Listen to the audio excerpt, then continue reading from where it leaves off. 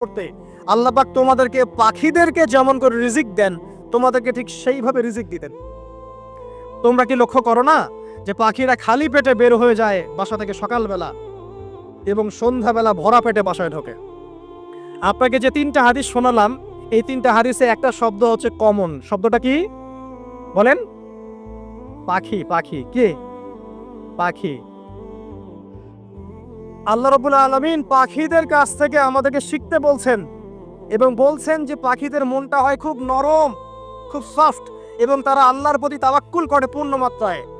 তারা সকালবেলা ভোরবেলা বের হয়ে যায় এবং সন্ধ্যাবেলা বাসায় ফেরে, খালি পেটে বের হয়, ভরা পেটে বাসায় ফেরে। এবং আল্লাহ পাক সবচেয়ে সম্মানিত মৌত যেটা শহীদের মৌত, সেই শহীদদের আত্মাকে আল্লাহ পাক পাখির রূপ দিবেন। তাহলে পাখিটার বিষয়ে একটা ফোকাস করা দরকার আছে না? আচ্ছা, এখানে আসেন। পাখির মন হচ্ছে নরম।